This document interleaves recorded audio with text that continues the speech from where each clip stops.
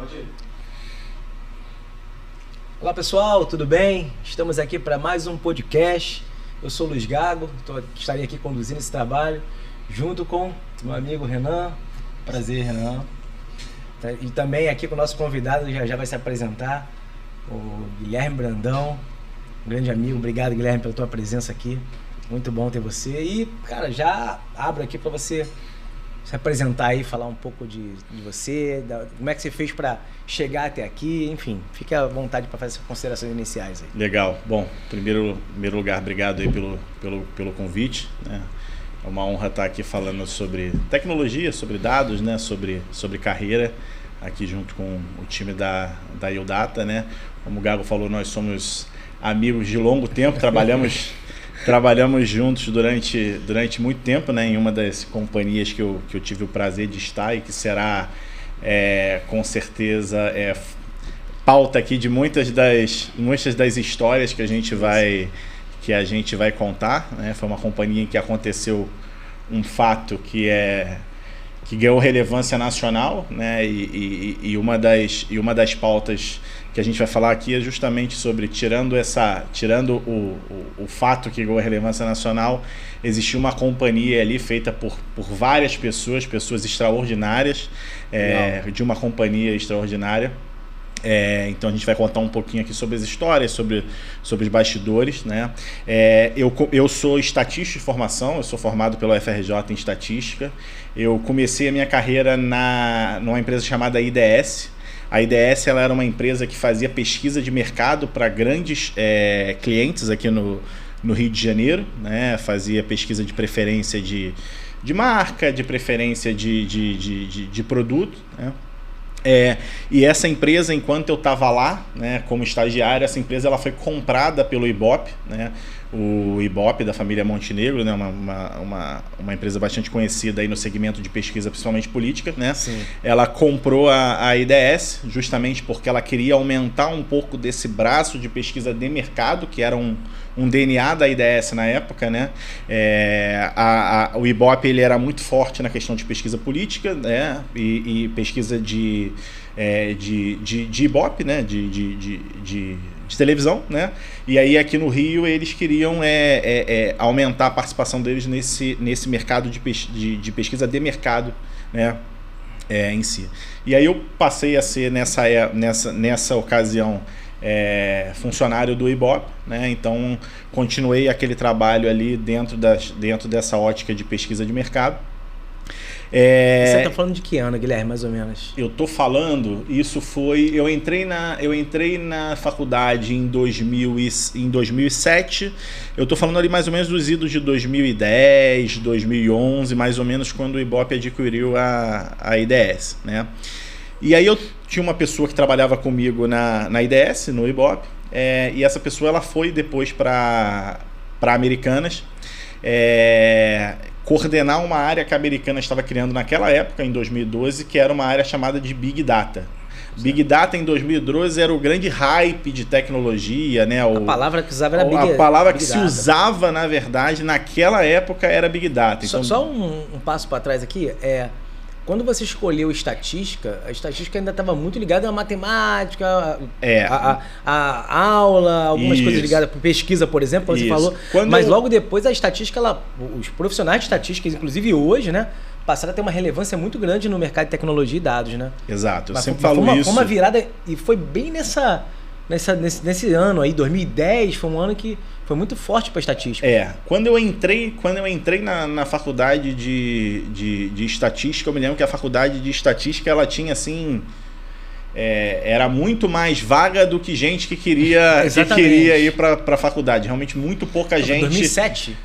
Eu entrei em 2007. Pô, né? Muito pouca gente queria fazer estatística. Exatamente. A estatística era uma faculdade desconhecida que matemática também, que ninguém queria muito, né? Ninguém olhava para isso. E eu olhei para isso porque tinha um professor que me deu aula, eu estudei no Pedro II, no meu ensino médio, e teve um professor que um dia chegou para mim e falou: você é um cara que eu acho que deveria fazer uma faculdade de exatas, mas não faz matemática não, faz estatística. Que é mais aplicado, né? Que é mais aplicado, E aí, na verdade, baseado no que esse professor falou, eu fui procurar e aí... Um troço que é difícil de entender é estatística. E aí entrei na faculdade de estatística, né? Estatística é uma faculdade pesada, não é uma faculdade simples, né, e fácil, mas isso que você falou é muito verdade, assim, né? Nessa época as pessoas, ninguém sabia o que era estatística, e estatística ela viveu um grande boom ali, mais ou menos de 2000, não diria nem 2010, assim, de 2015 para frente, quando, na verdade, cunhou-se uma nova forma de falar sobre estatística, que é a ciência de dados, né? Sim. Em que você, na verdade, unia um pouco de estatística com computação, né? Na verdade, a computação, ela hiperbolizava o uso da estatística, né? E aí você cunhou assim, pra gente, né? Eu entrei em 2000 na PUC, então a gente era tecnologia pura. E a gente percebeu um período que foi o período multidisciplinar, que começa a ter essas trocas muito fortes, né? E aí, eu nunca tinha trabalhado com matemático e estatístico nesse período de 2000. Eu entrei em 2000 na companhia, numa consultoria, e trabalhei na Xerox Brasil, Lojas Americanas. Eu nunca trabalhei com estatístico. Eu só fui trabalhar com estatístico por volta de 2005, 2007. Principalmente 2010 ali, que ficou muito forte. Aí você começou a ver esse papel crescer muito, né? Os estatísticos tomando espaço nos offices, né, no escritório. Muito, exatamente. Que foi um momento em que a estatística saiu muito daquela coisa acadêmica e passou para dentro das companhias, né? Então foi esse momento. Eu vivenciei muito isso né? Eu era um estatístico que trabalhava com pesquisa de mercado. Quando eu fui para Americanas, eu entrei dentro da área de tecnologia. Então, e a minha carreira toda, na verdade, é estatística e tecnologia como meio para que se tome melhores decisões de negócio, né? Então é sempre como meio. Então eu vivenciei muito esse hype de estatística, né? Você pegar a estatística agora, saiu uma matéria, eu não sei se foi na USP, estatística, a nota de corte de estatística foi a maior nota de corte de medicina. Caramba. Então realmente hoje é uma faculdade muito procurada, que as pessoas estão procurando. Mas isso é uma coisa importante, tá? Estatística é uma faculdade de inspiração e transpiração. De muita transpiração, precisa estudar muito, né? Não é uma faculdade que você vai lá e... não preciso fazer nada não que as coisas vão acontecer. Não é verdade. Você precisa realmente se dedicar muito. É uma faculdade difícil, complicada. O ciclo básico é muita matemática. Então realmente assim o que eu falo é, tirando o hype do legal da estatística, é algo que você precisa ter muita transpiração também, não só inspiração. Eu sempre falo isso. O profissional hoje que está tocando, que está na faculdade de estatística ou buscando isso, está seguindo o caminho correto. Correto. Hoje, quando você fala do novo trend de inteligência artificial, tudo isso aí é estatística, né? Estatística aplicada, né? Os LLMs, os grandes modelos de linguagem, isso é exatamente estatística, sem tirar nem pôr, tá? Legal. Então, se você quiser realmente saber a base do que está por trás desses modelos e não necessariamente entrar só no ChatGPT e fazer perguntas e achar que aquilo é uma mágica, né? Aquilo é um modelo multiparamétrico com bilhões de parâmetros, que a essência é a estatística, tá? Com uso intensivo de computação, né? Que eu acho que é o grande ponto, que deu o motor, que foi o que deu o motor, né? E aí em 2012 essa pessoa saiu do Ibope e foi para Americanas, né? E nessa época o hype era Big Data, que era os 5 Vs, né? Velocidade, variedade, né? Um negócio que acho que hoje não se fala muito, né? Primeiro que tudo virou tudo é velocidade, tudo é capacidade. Exatamente. O negócio escalou tanto que você já não pensa nisso. Não pensa mais nisso. Antigamente eu pensava em terabyte, era uma loucura. Porque antigamente você tinha a figura dos DWs, né? E aí você precisava ter um outro banco, que era o banco analítico, né? Esse tipo de coisa que hoje já é... Toda a capacidade de processamento, era tudo muito... O requisito era muito importante. Exato. Hoje em dia você pega qualquer... nuvem tem uma capacidade de processamento exatamente monstruosa. Isso. Você pode errar, que ele ainda assim faz bem. Ainda assim faz bem. É exatamente isso. Né? E aí foi quando eu comecei a minha carreira na Americanas, né? Isso foi em 2012. Em 2012 eu comecei nessa área de Big Data, que era uma área que era recém-criada e que procurava trazer para dentro da Americanas coisas novas de Big Data, de estatística, né, de novas formas de enxergar os dados, né, para ir além do que se estava fazendo em BI naquela época, né, então algumas coisas mais modelos preditivos, né, porque muito se falava, o BI olha para o passado, né, e aí começa a chegar para o futuro, se falava muito nessa época, e aí foi minha porta de entrada na Americanas, né, mas aí logo depois fiquei nessa área durante... eu já estava formado nesse momento, eu me formei em 2012, eu me lembro que eu me formei no dia seguinte eu comecei a trabalhar na Americanas. Foi assim. Caramba! Foi logo depois, assim. E aí, no início de 2013, eu assumi a área de BI.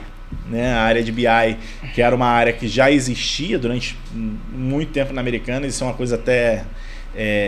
que depois a gente vai explorar um pouco. A Americanas, ela sempre foi uma vanguardista de tecnologia, né? Já se fazia BI na Americanas, self-service, BI, near real time há muito tempo, muito antes de se cunhar esses termos no meio aqui, comum. Mas o near real time acho que foi 2003. Foi exatamente. Louco, assim, foi. Depois a gente vai falar um pouco sobre isso. E aí eu fiz a minha carreira inteira na Americanas, né? Desde que eu me formei, desde que eu estava começando a minha carreira. E aí dentro da Americanas eu fui passando por áreas de BI, cuidei de áreas de tecnologia mais técnicas, de sistemas transacionais, de logística, comercial. Aí teve um momento em que eu saí um pouco de tecnologia, assumi áreas de negócio, porque eu sempre intercambiei muito entre tecnologia e negócio, né? E aí eu saí. Há 2 anos atrás eu tomei a decisão de sair. Nesse momento eu estava na cadeira de pricing, né? Eu era responsável pelos modelos de pricing da companhia. Eu estava como o quê nessa época? Eu saí de lá como superintendente. Eu era superintendente de pricing, eu cuidava, né, estava nessa cadeira de pricing. E aí, enfim, dado todas as circunstâncias do que aconteceu, eu tomei a decisão de sair. E hoje eu atuo como consultor de BI, de dados, né, principalmente para varejistas, né? Legal. Então hoje é o que eu tô fazendo. Tá? Pô, muito legal. E esse período aí que você falou um pouquinho, acho que vale a pena a gente abrir aqui da vanguarda da Americanas, né? Tinha muita tecnologia que não se via no mercado, mas era construída ali, né? E havia uma motivação, o grupo tinha essa motivação de construir coisas novas lá, né? E me fala um pouquinho dessas experiências. Eu lembro que quando você entrou, sabe, me corrija se eu estiver errado, estávamos falando em realmente estatística para pricing, né? Era uma das primeiros modelos ali para que a precificação não fosse um palpite, um chute, simplesmente uma margem, mas que analisasse vários indicadores para definir o melhor preço, né? E combinação de venda. Como é que foi foi essa experiência de vanguarda? O que você lembra aí de projetos que deram, sei lá, orgulho, né? Eu sei que chegou a ser Black Belt, né? Foi, fiz todos os... Como é que pegando assim algumas coisas que em tecnologia, nessa época que eu entrei, se falava muito, a gente falava muito de Big Data, falava muito de dados em tempo real, né? E dentro de BI falava muito self-service BI, né? Eu acho que eram os termos.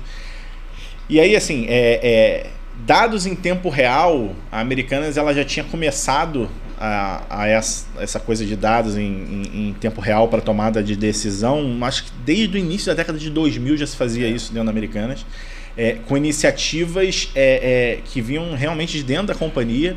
Então, ali por volta de 2002, 2003, havia uma necessidade de você entender como é que estavam as vendas de ovo de Páscoa em tempo real. Por quê? Porque ovo de Páscoa é um negócio extremamente perecível e que você precisa terminar a Páscoa e vender tudo. Né? Então, ele é um evento em que você precisa, em tempo real, entender como é que está a venda e entender como é que está o giro por loja, o estoque, para você tomar decisões de preço, inclusive individualizadas. Esse ovo nessa loja, você precisa dar uma baixa de preço nesse momento para que você consiga escoar esse estoque até o momento em que o evento vai acabar. Então, essa necessidade de você saber o que estava acontecendo na ponta, advindo do evento de Páscoa, que era um evento que você precisava ter muito essa questão, fez com que começasse uma iniciativa dentro da Americanas de você ter uma plataforma de venda de dados em tempo real, que até hoje acho que existe ainda, né, chamado de Flash, né? O Flash era a grande plataforma, né? Você os dados saíam lá das lojas, né, dos PDVs, em 5 minutos depois todos os executivos da companhia estavam com essa venda nos níveis mais granulares, né? Para nível de item, para se chegar a nível de SKU, né? SKU. Então, isso começou com um servidor debaixo da mesa do cara de BI, né? Tinha um servidorzinho ali, e esse era o servidor do Flash, que hoje eu acho que é o maior sistema gerencial da companhia. Então e isso surgiu realmente de dentro, por iniciativa de pessoas que estavam lá dentro, porque você tinha muito espaço de inovação. E aqui é importante, tudo que eu vou falar aqui de Americanas, se eu não fizer menção ao braço digital, eu tô falando de Americanas Física, tá? A Americanas Física e a Americanas.com, o Submarino, eles eram duas empresas completamente separadas. É verdade. A Americanas.com não tinha nada a ver com a Americanas Física, era outra empresa, eram pessoas diferentes, eram companhias com filosofias completamente diferentes. RPs diferentes, ou seja, eram duas companhias mesmo na acepção. Eu sempre eu brincava muito quando eu estava lá, que eu falava, pô, se a gente pegar a Americanas Física e olhar para a Casivide é mais parecido que se a gente olhar para Americanas.com. É verdade. Porque eram companhias completamente separadas, apesar de estar no mesmo prédio, mas culturalmente eram companhias completamente diferentes. Então tudo que eu estou falando aqui desse início, década de 2000 e tudo, eu estou falando de... Até porque acho que não existia nem Americanas.com nessa época. Eu estou falando de físico, que foi a minha... Durante muito tempo foram as cadeiras que eu ocupei dentro de Americanas. Então era um servidor lá debaixo da mesa e aquele dado chegando e o pessoal ali de TI matando. Se alguém chutasse a tomada, acabava, né? A plataforma caía. Isso era fato, né? E aí nesse início de década de 2000, então isso. E aí depois esse sistema, lógico, ele foi sendo modernizado, tudo, né? Levou-se para fazer um host, né, em algum CPD, colocation da vida, né, em algum grande player aí de colocation. A IBM sempre foi a principal player, né, de infraestrutura da Americanas, né? Então e é curioso porque esse sistema ele era um sistema tão importante na companhia que a gente fez algumas experiências de modernização de front dele que nenhuma delas deu certo, né? O que valia era de 2000. O que valia era esse cara que era era um PHP, uma tela assim, lavada assim, você não segurava nem o header, a tabela andava junto com as coisas. E eu me lembro que eu não sei como é que tá hoje, mas eu fiz a última modernização que o Flash teve. A gente fez o estado da arte de back-end e o front-end continuou igual, porque não podia mexer não podia mexer no front-end. Então de baixo você tinha um parque de diversão de back-end, um negócio, nossa, microserviço, API, um negócio... Dados enriquecidos. Nossa, era assim, incrível, mas o front continuava igual, porque você não podia mexer no front. E aí uma outra coisa também, aí já quando eu assumi o BI, a gente começou... o Self-Service BI também já existia, né? Acho que isso foi uma das...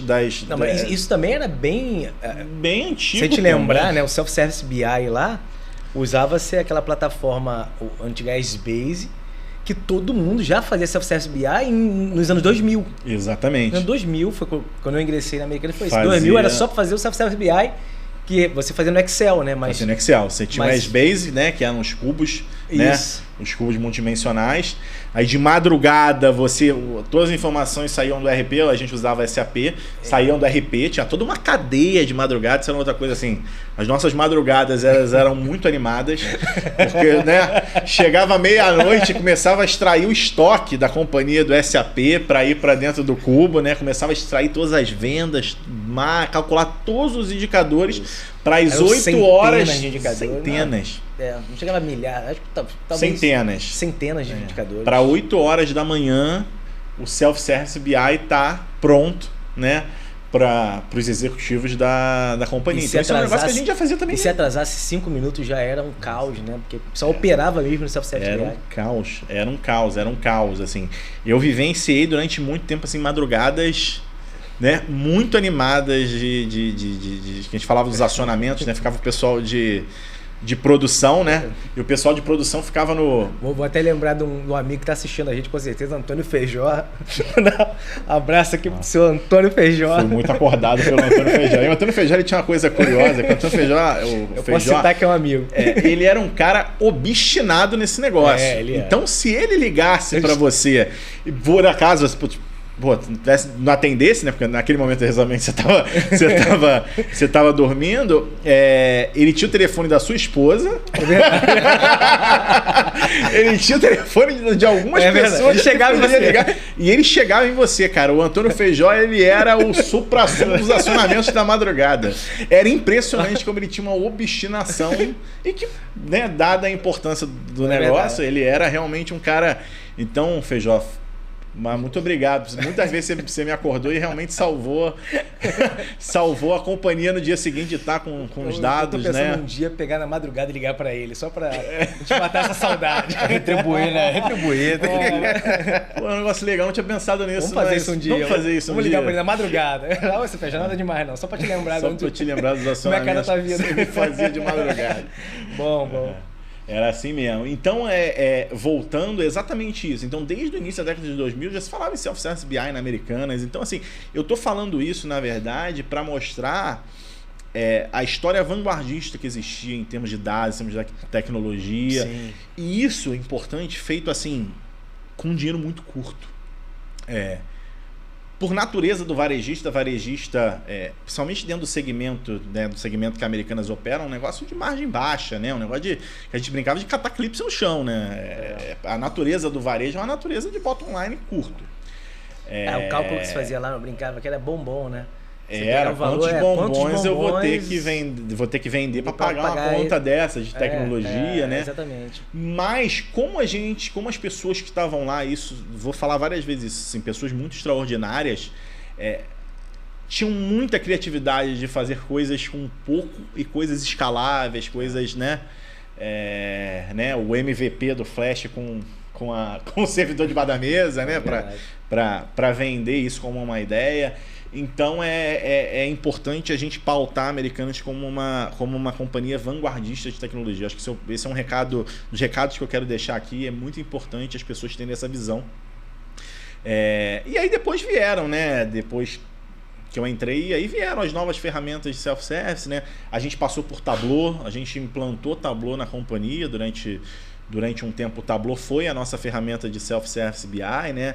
A gente implantou logo depois o Power BI, porque foi um momento em que a Microsoft entrou muito forte no mercado, né? E para quem já era cliente Office, aquilo era um movimento extremamente natural, né?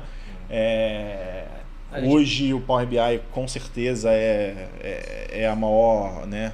É a maior ferramenta de self-service BI que existe, né? Deve ter uma... e aí a gente logo descontinuou o Tableau e implantou o Power BI também na companhia. E aí você falou uma coisa de pricing, sobre modelos de preço, assim, naquele momento, e aí muito a área de Big Data, ela começou com essas primeiras abordagens, né, de você sair de um BI e começar a fazer modelos preditivos e modelos prescritivos. Que aí lembrando, né, como já tinha uma cultura dentro da Americanas antes desse movimento inteiro, que era um movimento de previsão de vendas. Isso. Que já era um modelo, para aquela época, já avançado, né? Já tinha até para chegar ao modelo de previsão de venda que foi feito no passado, né? Qual é a previsão de venda, estatística de venda que nós vamos ter para o próximo ano, a comparação com datas de ano anterior, questão de Páscoa que descasa, cada ano tá numa posição. E o modelo de previsão de venda da Americanas já era muito avançado antes, né, de entrar os cientistas estatísticos. Exato. Já existia lá dentro, inclusive dentro do Flash, né, tinha um modelo dentro do Flash em que você fazia a previsão de venda. Eu me lembro que esse modelo ele começava a rodar às 10 horas da manhã, né, porque as vendas antes das 10 horas da manhã eram vendas muito pulverizado, ainda não tinha uma base de vendas importante do dia, né? Então às 10 horas da manhã ele rodava, era a primeira rodada da previsão de venda e ele rodava como é que estava a venda até aquele momento, pegava algumas datas comparativas e ele lá tinha uma inteligência de dizer quanto é que ia terminar o dia, né? E a companhia se guiava por justamente por essa expectativa de venda no final do dia, tomavam-se decisões ao longo do dia para mudar ou confirmar esse cenário de venda que estava. Então, isso é importante que você falou exatamente. Quando chegou a área de Big Data, que chegaram estatísticos, por que a gente conseguiu avançar?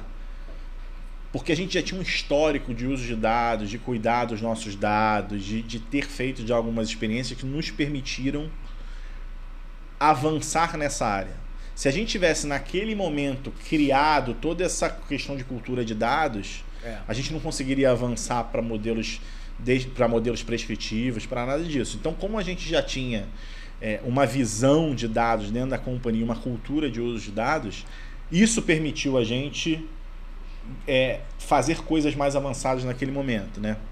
Então, você falou um pouco sobre...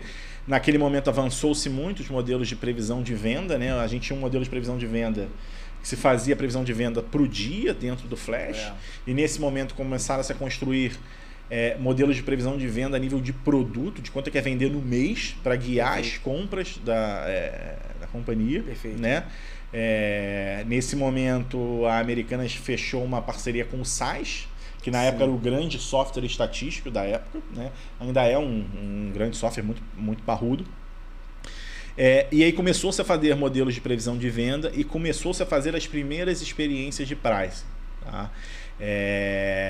E aí, como é que foram as primeiras experiências de... Porque, na verdade, o que é fazer pricing, na verdade? Fazer pricing é você conseguir, de certa forma, domar o seu modelo de previsão de demanda e resposta dos clientes a mudanças de preço. A partir do momento que você consegue saber de um determinado produto, por exemplo, dessa caneca aqui. Eu sei que essa caneca no preço a R$10, ela vende uma determinada quantidade. A 20 ela vende outra, a 30 ela vende outra. Você começa a ter um modelo em que você sabe, para cada ponto de preço, o quanto aquele cara vai vender. Né? Perfeito. Então, essas primeiras experiências a gente data lá da época exatamente de 2012, 2013, em que a gente começou a modelar toda essa curva de elasticidade de demanda e preço dos produtos. Né? Então a gente pegava alguns departamentos, né, um conjunto de produtos, e aí a gente alterava alguns preços em algumas lojas para saber como é que era a resposta, para que isso entrasse dentro da modelagem e isso passasse a ser a curva de demanda daquele produto, naquela loja. Então a gente estava no universo produto-loja, só que a Americanas ela tinha 40 mil produtos, nessa época acho que tinha 1.400 lojas, não sei. Então você tinha várias curvas, várias coisas. Então você precisava de um intensivo computacional gigante para que você consiga, a partir de um modelo produto-loja, replicar esse modelo para todos os produtos da companhia para dizer o seguinte, eu quero uma margem de tanto amanhã. Qual é a melhor combinação? Isso é um grande modelo de otimização. Sem contar que tem a combinação, né? A cesta, né? Porque aquele produto sempre leva uma cesta e essa diferença de preço faz com que aquele produto acaba canibalizando. Exato, isso eu estou falando ajudando de forma simplista, exatamente. Porque exatamente. Além disso, você ainda tem uma série de heurísticas que a gente chama, que são heurísticas de restrição.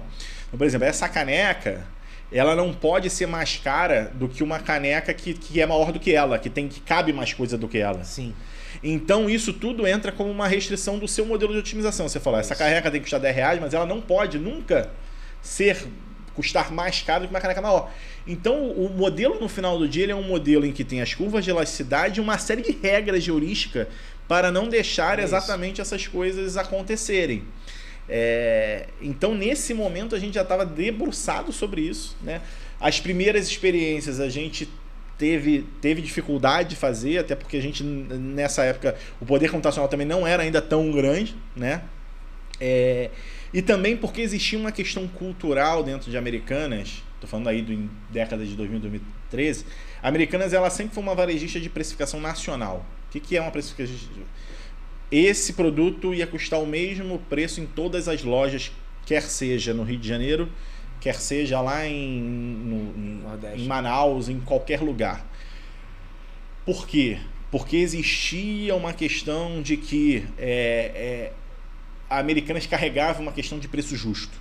E preço justo queria dizer, você falou que passou o carnaval em Cabo Frio. Preço justo queria dizer, você em Cabo Frio comprar essa caneca no mesmo valor que você comprava quando você estava aqui na sua casa, na Barra, por exemplo. Então essa questão desse sentimento de passar para o cliente um sentimento de justiça com relação ao preço sempre foi uma bandeira muito forte de Americanas, né? Então até quando você virar e falava, olha, a gente tem a oportunidade de diferenciar preço, e não só diferenciar por causa de elasticidade, não, diferenciar porque a carga tributária no Brasil, cada estado é um valor, você tem uma logística diferente, então carga tributária, o custo é completamente diferente. Então à medida que você esse produto vai custar igual no Brasil inteiro, você tem estado que você está subsidiando e estado que você está pagando o outro. É fato. Porque você está tentando chegar num valor ótimo. Quando esse valor ótimo, na verdade, o custo é diferente para cada estado. Verdade. Até para bairro, né? Se tu entrar até dentro da mesma cidade, você tem... A gente chegou a fazer modelos em que você tinha diferença de preço por loja. Sim. Porque realmente você tinha... Os modelos diziam que, de certa forma, em um determinado local, aquele produto, as pessoas tinham uma predisposição a pagar mais, né? O momento de compra, né? Você pega, por exemplo, shopping. Isso é um caso clássico e você via isso em Americanas. Em shopping, você pegava loja de shopping, loja de rua. Loja de shopping, se você aplicasse a mesma mudança de preço numa loja de shopping, a mesma numa loja de rua, saindo do mesmo preço, você perdia muito mais venda em rua do que em shopping. E de vez em quando você está falando da mesma pessoa. Por quê? Porque o momento de compra que o cara está no shopping é um momento em que ele está disposto de vez em quando a pagar mais. E as lojas de shopping geralmente cobram mais caro. Então você já tinha uma Americanas ali cobrando muito mais barato. Tem um range maior. Tem um range maior. Mais funcionários, você precisa saber. Então, isso era muito latente. Você conseguia ver, o cara quando está no momento de compra de shopping, geralmente o cara ele é menos suscetível a mudanças de preço. Em rua já era um negócio diferente, assim, você aumentava 10 centavos, você já tinha produto que você já vendia muito menos, era muito latente. E preço de Americanas é preço de referência para todo mundo, até no trem. Sim. Até no trem, né? Exato. Eu tava na rua, o camelô dizendo, olha, esse biscoito na Americanas custa tanto. Aí, exatamente. Então, assim, que era referência a gente, quando chegava falando de diferenciar preço e tudo, você estava justamente indo de encontro a uma questão como cultural. Essa, de ser de ser uma varejista com preço único, de preço baixo todo dia, entendeu?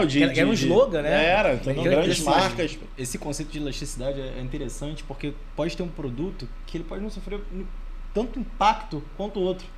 Simplesmente uma questão psicológica, como você está falando a questão do shopping, não tem algo muito explicado, é simplesmente uma percepção. O cara pode estar no momento que ali no shopping ele está com a tendência a gastar, então ele vai se importar menos com o preço. É verdade. E quando a gente fala de uma gama de produtos que até a gente estudou muito a lojas Americanas na faculdade, porque era uma gama de produtos muito grande e muito distintos.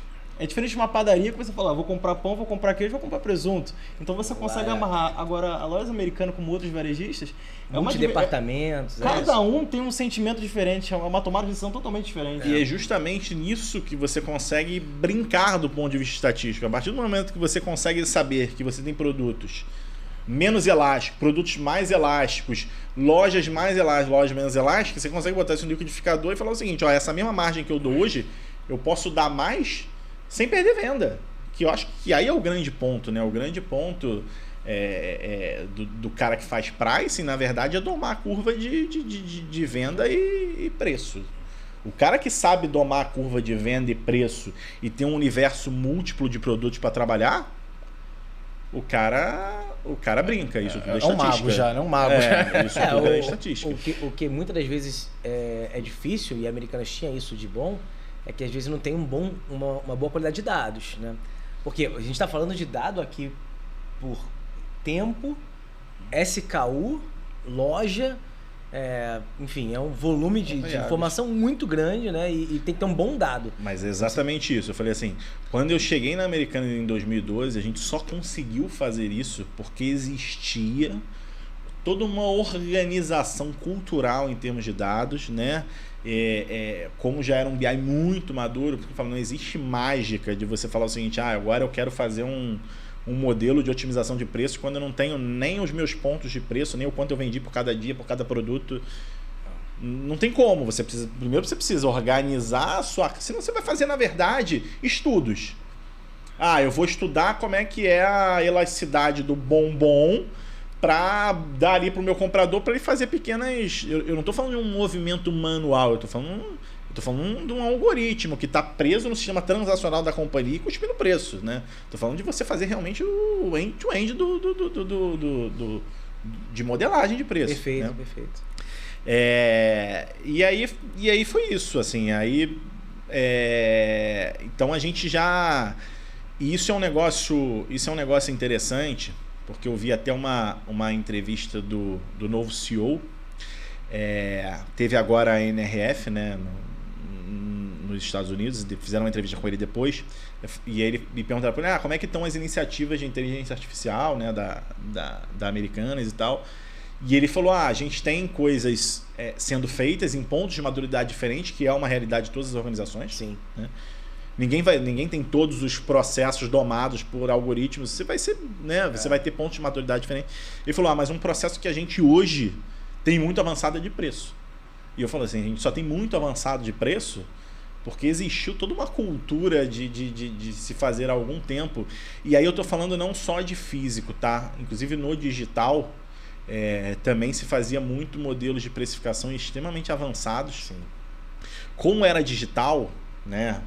Você tinha todos os preços que a concorrência praticava, era muito mais fácil você ter, porque você tinha uma série de robôs rodando na internet, pegando a precificação em tempo real de todos os outros varejistas, e aí você tinha um modelo dentro do digital baseado no como os outros varejistas estavam posicionados, você posicionava o seu ponto de preço. Tá? Isso é bom, mas isso também na mão... Você tem que tomar um cuidado, né? Porque assim, se você pegar um modelo de preço e disser que tem sempre o preço, que você tem que ser sempre mais barato, com um puta poder de computação que nem esse aí, você vai destruir a rentabilidade da companhia. Né? Verdade. Eu sempre falo isso. Se você pegar um modelo de otimização em que você bota muita regra dentro dele, ele vai deixar de ser um modelo de otimização, vai deixar de ser uma heurística. Por quê? Porque ele não vai conseguir otimizar. Ele vai otimizar, vai bater na regra, vai ter que subir. Vai bater na regra. Entendi. E ele não consegue, dentro do espaço dele, consegue sair dali. Então você tem que botar regras para você realmente não incorrer em coisas muito, muito doidas, como uma caneca de 300 ml custar mais do que uma caneca de 500 ml. Né? Mas você também não pode botar muita regra de heurística dentro dele, porque senão ele perde o poder dele de otimizar. Porque otimizar justamente é você fazer uma série de mudar parâmetro, ver quanto é que vai dar. Mudar parâmetro... Se você, à medida que você começa a botar regra, você começa a não ter mais essa coisa do rodar e descobrir novos pontos. Você fica dentro da tua regra, dentro do teu universo, entendeu? Mas eu acho que quando ele fala isso, lógico, eu não vivo essa Americanas do dia de hoje, né? Eu saí. Eu acho que isso tem muito a ver com essas experiências que já se fazia de price há muito tempo na companhia. Eu acho que isso permitiu realmente hoje estar mais uma vez num estágio vanguardista em relação a esse assunto dentro do varejo. Tá? Nesse período eu lembro que uma das experiências que eu tive, e quando eu comecei a ver os estatísticos chegando, né, o Guilherme estava lá, outras pessoas também, eu lembro que algumas iniciativas começaram a acontecer que vai muito nessa linha de dados que a gente está falando aqui, que era o seguinte: preciso de determinada informação. Aí você dizia, não tenho essa informação. Tem como buscar de algum lugar? Não tem como buscar de algum lugar. A gente nunca armazenou essa informação. Então, a partir daquele momento, então, vamos armazenar a partir de agora. O que muda isso agora? Nada. Mas daqui a alguns anos, você vai ter um resultado como esse que a gente está falando aqui, né? Então, naquele período, a gente chegou a um determinado processo que faltava um indicador, e daquele momento em diante, nós criamos esse armazenamento desse indicador e outros que estavam mais ou menos em linha com aquele, para que lá na frente se pudesse aproveitar e beber dessa fonte. É exatamente isso. Tudo que eu estou falando aqui é exatamente para mostrar que isso começou a ser lapidado há muito tempo atrás, né? Que você só consegue chegar num modelo como esse hoje, avançado, né? Porque você guardou várias informações que, na medida que você estava debruçado sobre isso, você descobriu que você não tinha. Eram informações que naquele momento não eram, né, importantes, e o custo do armazenamento era muito alto na época, né? Mas então a gente não armazenava tudo, né? Mas, por exemplo, hoje eu presto consultoria para algumas companhias. Cara, tem companhia hoje que não tem ainda todos os pontos de estoque por dia. O cara guarda estoque de 15 em 15 dias. Porra, isso era impensável pra gente. Impensável. A gente tinha estoque ali A gente queria saber da hora. Na hora. Então isso tudo foi muito importante, né?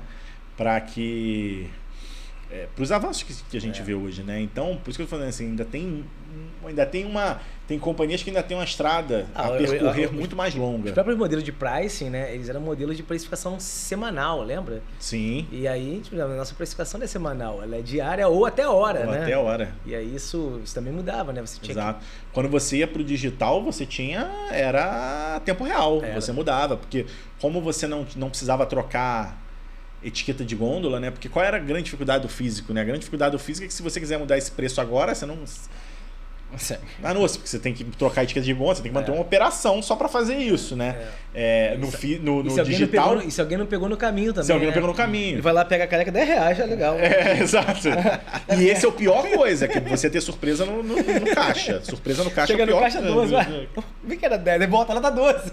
Surpresa... Trocaram rápido. Surpresa no caixa é o pior... É a pior coisa que tem. Bom, isso foi exatamente... Você falou, você tá 100% de razão que isso só se consegue fazer isso hoje por causa do que foi feito nessa época. Eu lembro que no período da faculdade, quando a gente começou a estudar orçamento, tinha algumas premissas que a gente utilizava, e uma delas era o CAGR. Só que o CAGR a gente começava a questionar, bom, beleza, taxa de esquecimento composto, mas por quê?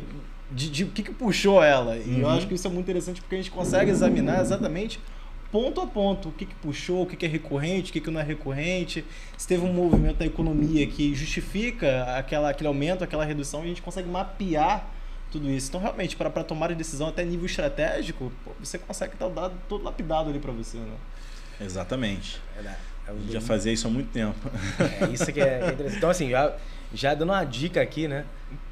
Se alguém quer começar de fato a fazer ciência de dados, tem que contratar um cientista. E não é o cientista que fez o cursinho, né, de um mês, não. De preferência um matemático, um estatístico, uma equipe, uma squad, uma equipe híbrida que tem ali gente de tecnologia, que era o que era feito, né, Guilherme? Gente de tecnologia, gente que de fato sabia de armazenamento de dados, conhecia de arquitetura e conhecia de ciência de dados. Porque não senão, assim, é isso. Você vai fazer pequenos ensaios. Exatamente. Assim, você vai fazer pequenos estudos e você não vai ter escalabilidade. Assim, quando a gente vira e fala que eu estou fazendo um algoritmo para fazer precificação dinâmica ou para fazer compra automática, por exemplo, você está falando num negócio que você vai plugar no teu RP ali, você vai rodar o tempo inteiro numa outra camada analítica e ele vai cuspir pedido de compra dentro do teu RP.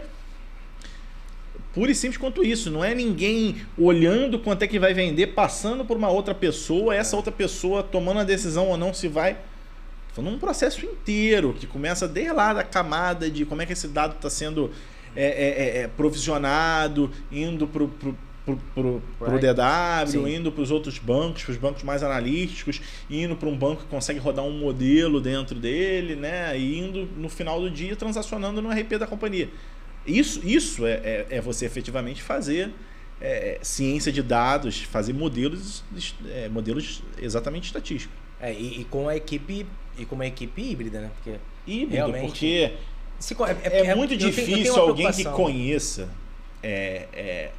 Lógico que assim, a gente que está nesse mercado há muito tempo, a gente tem uma ideia generalista de como é que as coisas funcionam, né? eu sei que aqui eu preciso ter um cara com esse skill.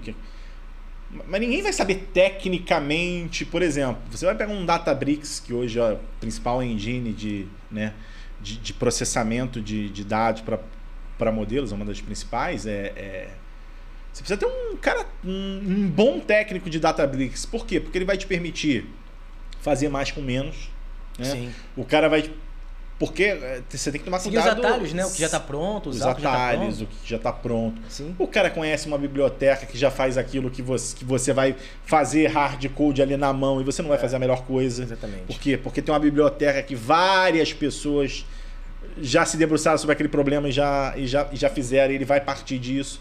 Então é muito importante você ter pessoas realmente que conheçam, num menor nível, as várias entidades que estão dentro desse processo. Entendeu? Legal. Guilherme, uma coisa que eu queria aqui já te pedir. Você estava dentro da companhia num período lá onde aconteceu toda a mudança, né? Toda a questão lá do... A gente sabe que muita coisa é pública e o que é público a gente não faz muita diferença. O que eu gostaria de saber, e se compartilhar com a gente, é a tua experiência dentro desse ambiente, né? Porque você viveu um ambiente, a gente estava falando aqui das construções, tudo que estava acontecendo, e de repente veio uma notícia, né? Que todo mundo sabe lá da Americana do problema que aconteceu. E, cara, como é que foi estar lá dentro? Você estava dentro no antes e no depois, né? Como é que isso começa? Como é que isso surgiu? Né? E como é que foi a visão de quem estava dentro, dos profissionais que estavam lá, se dedicando há muitos anos? Porque era um sonho, né? Americanas tinham o pessoal realmente dedicava a vida ali, a gente via essa dedicação, né? E foi ruim para todo mundo. Acho que todo mundo sentiu essa pancada naquele período. Como é que foi essa experiência lá? Até voltando um pouco antes de efetivamente o fatídico 11 de janeiro, a companhia ela já estava passando por uma transformação que, como eu falei, a gente sempre operou mercado físico, né, e o mercado digital em duas companhias diferentes, com filosofias completamente diferentes, totalmente diferentes. E em determinado momento, ali depois da pandemia, acho que um ano depois, eu não me recordo bem, a companhia decidiu unificar os dois negócios. Tá? E aí eu me lembro que desde que eu entrei isso era um grande temor, né? Principalmente de quem... Estou falando da experiência de quem trabalhava no físico, porque a área de tecnologia da Americanas Física, ela devia ter, sei lá, acho que tinha menos de 100 pessoas, sei lá, 100. Você ia para a B2W, era um exército, era muita gente. Era uma empresa digital, uma empresa de tecnologia por natureza. E aí a gente que operava no físico falava, nossa, o dia que isso combinar, a gente vai embora, porque como é que a gente vai né? Perante esse batalhão aí, como é que a gente vai? E a gente sempre brincava, a gente aqui com estilingue, e era verdade, que a gente, né, mas com muita criatividade. Então, a gente já vinha passando por esse momento em que tomou-se a decisão de combinar as duas companhias. Tá? E quando tomou-se a decisão de combinar as duas companhias, você começou a ter exatamente começa a mudar o jogo, né? Aquele jogo. Eu tô falando jogo cotidiano mesmo. Sim. O que vai acontecer? Por exemplo, eu tô aqui hoje, sei lá, sou gerente de BI do braço físico. Existe um gerente de BI da B2W. E aí? Como é que vai ser? Quem fica? Então, tudo isso, a gente estava em meio a esse processo de combinação, né? Algumas cadeiras já estavam claras de como é que iam ficar, quem ia... E engraçado que... Como é que eles resolveram fazer essa combinação, tá? Fizeram por áreas, e aí cada área teve uma consultoria que foi para dentro da companhia para entrevistar os gestores das áreas de física e digital. Você passava uma entrevista mesmo, você estava sendo entrevistado. Você falar como é que era a sua área e tudo, que esses caras da consultoria iam entregar para a direção um desenho de como é que deveria ser a companhia combinada do ponto de vista daquela área, né? Da área de pricing, da área de tecnologia, né? E aí, não sei porquê, isso era engraçado. E aí algumas consultorias, se eu não me engano, disseram, mas as pessoas só podem sentar junto depois que a gente decidir, né, quem vai ficar, né, qual a cadeira que cada um vai ocupar. E me lembro que fizeram um negócio completamente diferente. Tipo, em determinado momento, pegaram e as áreas de price das duas companhias vão sentar todas na mesma mesa. As áreas vão sentar todas na mesma... E era uma coisa muito, muito curiosa, porque você estava ali, o outro gerente ali também, as duas numa coisa meio Guerra Fria ali, sentado na mesma mesa. Que eles viram que aquilo já era uma... Acho que dentro da cabeça da direção, aquilo era um momento já das pessoas trocarem ali. Mas era um negócio extremamente esquisito, que você pegou gente que nunca se falou de uma outra empresa, botou pra sentar do seu lado e você tava ali com o cara ali. De negócios que eram distintos mesmo, né? O digital e o físico. Negócios distintos, cara. Com cabeças completamente distintas. Tô falando, o físico a gente catava clipes no chão. Entendeu? O físico sempre foi um negócio resiliente da Americanas. Sempre foi a galinha dos ovos. Quando você pega outra entrevista do atual CEO, ele fala, a Americanas hoje quer vender aquilo que o cliente consegue levar debaixo do braço para casa. Que é a origem. Quando ele fala isso, ele está dizendo, a Americanas quer remontar a sua origem de vender aquilo que eu brinco na época, a gente falava que é o que não liga na tomada. Ligou na tomada, já começa a ficar complicado. E isso é verdade. Bom. Quando você pegava a rentabilidade do que a gente chamava de GM, que era aquilo que não liga na tomada, né? E eletro, que é aquilo que liga na tomada, você está falando de universos completamente distintos. Tá? Você tinha desse lado aqui, que era o lado que o físico era forte, né? Você tinha você tinha departamentos com excelente rentabilidade, departamentos que o público enxergava na Americanas a destinação de compra, departamentos que tinham uma alta taxa de recorrência de compra, né? E aí você tinha do outro lado departamentos um pouco mais complicados que não eram a cara da Americanas, né? Você tinha linha branca. Linha branca é um negócio que fez uma experiência de vender no físico, nunca deu certo, né? Você associa Americanas a ovo de Páscoa, com certeza. Isso. Mas você não associa a geladeira, né? Isso. Faz sentido. E mercados extremamente complicados, aí você começa a ter um mercado complicado, mercado de telefonia celular, um mercado extremamente complicado do ponto de vista rentável, um mercado que, lógico, que numa venda você coloca muito dinheiro para dentro de casa, mas a rentabilidade daquilo é baixa, é um mercado difícil de operar, é um mercado que hoje... Todo mundo tem quiosque hoje, né? Todo mundo. Os grandes fornecedores é que ditam o mercado, você não tem muito espaço de negociação, né? E aí você estava pegando uma companhia que tinha o DNA de vender coisas de recorrência de boa rentabilidade, juntando com uma companhia que operava um outro mercado, um mercado muito mais complicado, né? Que o cliente é muito mais sensível a preço, porque procurar preço na internet é muito mais fácil. Você hoje lança no Google, quero comprar o celular tal, o Google te diz onde é que é mais barato. De um negócio que é commodity. Você vai comprar o celular na Americanas, o Galaxy S24, vai ser igual ao que você vai comprar na Magazine, igual. Então o cliente vai escolher pelo quê? Preço só. Basicamente por preço.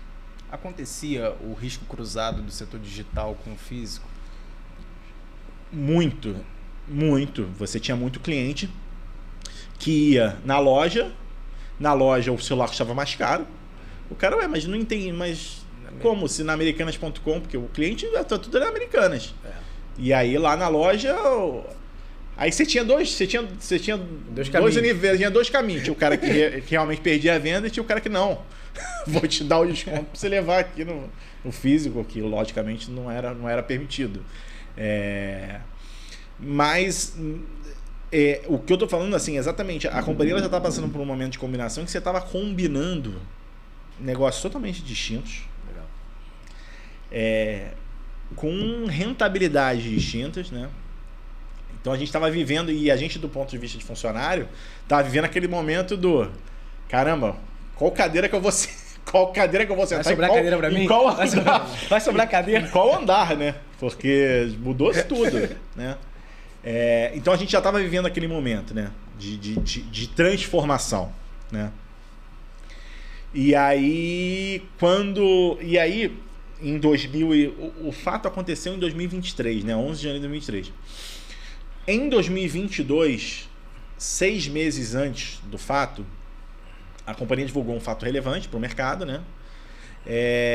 Em que falava que a companhia ia ter um novo CEO.